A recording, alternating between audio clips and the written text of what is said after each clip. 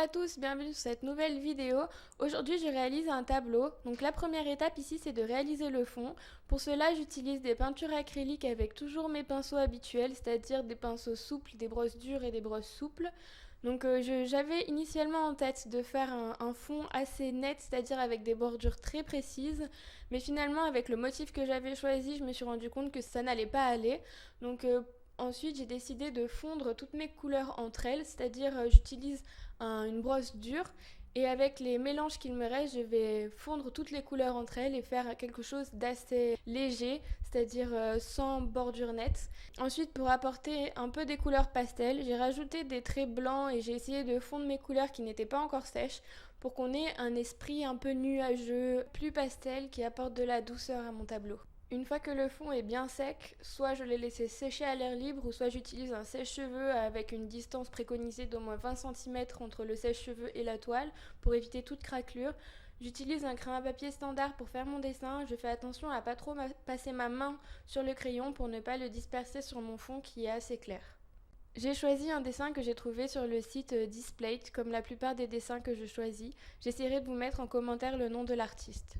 Ensuite, je commence par le visage de mon personnage. Pour cela, je crée un ton chair avec 3 couleurs, du blanc, du rouge et du jaune. Et je vais doser pour avoir un ton chair assez clair.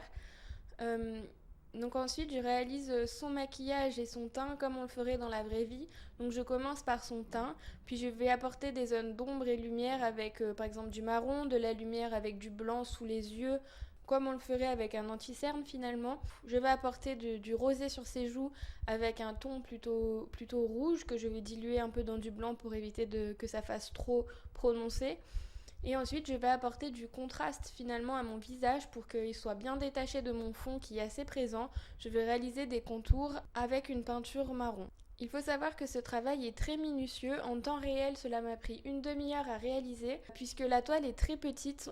À l'écran, ça ne sera pas forcément visible, mais pour vous donner un ordre d'idée, le visage ici tient dans 5 cm. Ensuite, je vais travailler les cheveux de mon personnage. Pour cela, j'utilise un camailleux de bleu.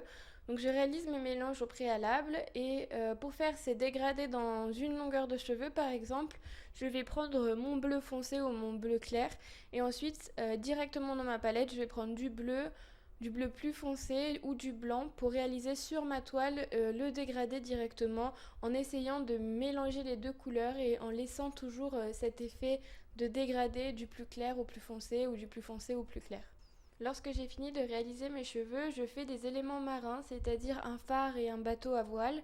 Donc le premier phare, je le réalise avec des dégradés de blanc allant vers le gris et des rouges allant toujours dans des tons plus foncés. Le phare est assez simple à faire et ensuite je vais réaliser le bateau qui va apporter une touche de fantaisie à mon tableau.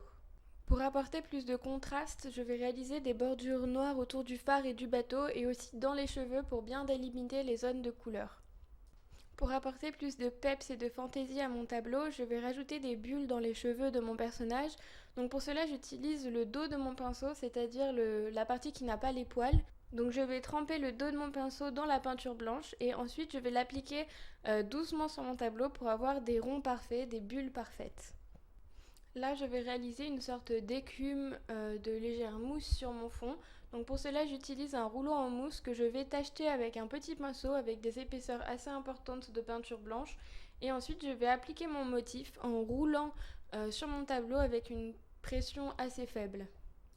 Toujours pour réaliser un effet d'écume, j'utilise une autre technique qui est beaucoup plus précise que le rouleau. C'est une éponge humidifiée que je vais tremper dans la peinture de mon choix et que je vais tamponner avec une pression assez faible sur mon tableau pour réaliser des zones d'écume plus précises, plus proches de mon dessin, sans non plus barbouiller tout mon dessin original.